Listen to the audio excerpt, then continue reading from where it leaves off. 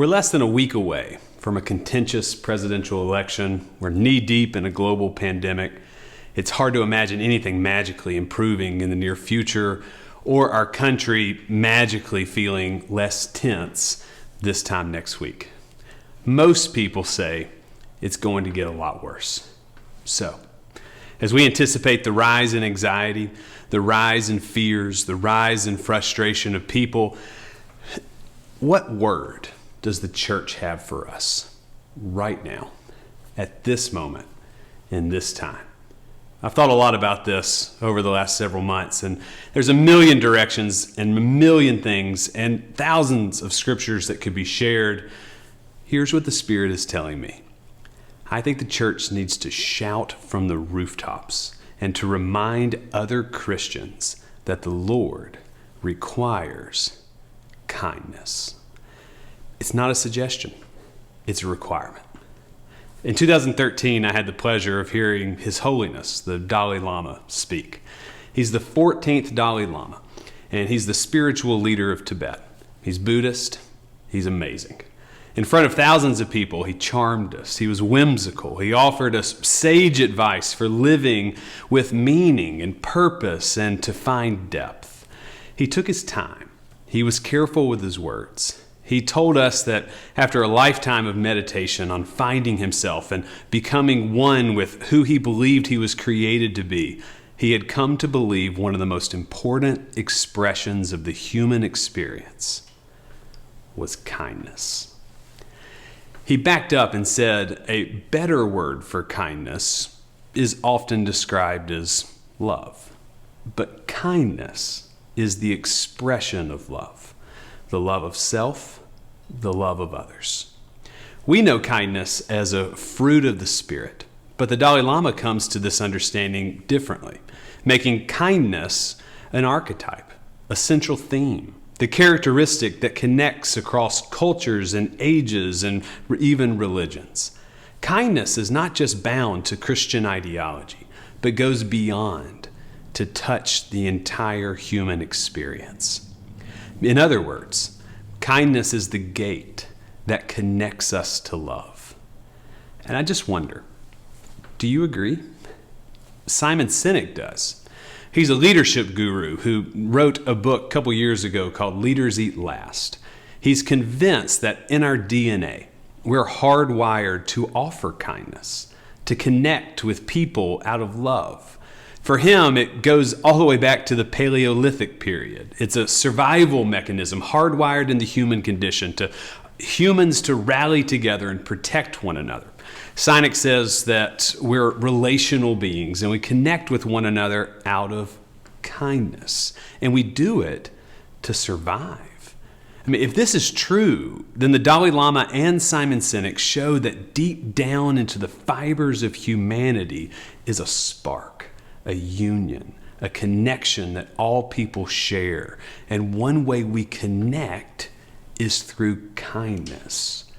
I believe this act of kindness is the gate that leads us to God.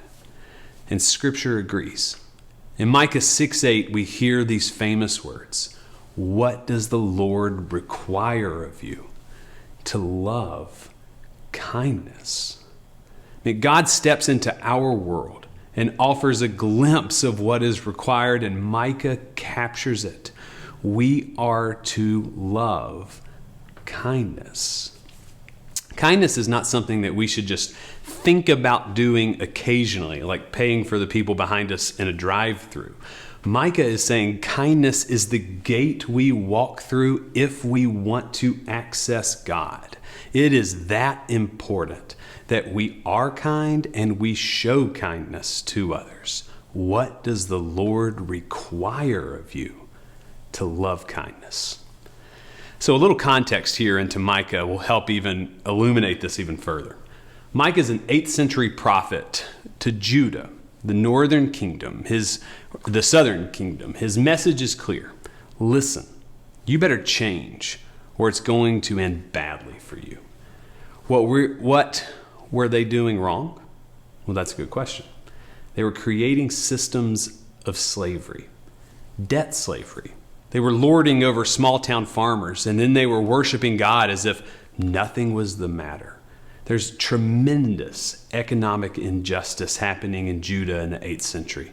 So God steps in and declares that Judah's worship is void and reissues for us the standard that we need to live by. What does the Lord require of you? But to love kindness. Judah tries to respond by saying, "What shall I come before the Lord and bow myself before God on high? Shall I come and before him with burnt offerings?" That would be kind. What about calves a year old? That would be kind. Will the Lord be pleased with 1,000 rams or 10,000 rivers of oil? That's kindness, right? I could give my firstborn for my transgressions, the fruit of my body for the sin of my soul, says the people in Micah.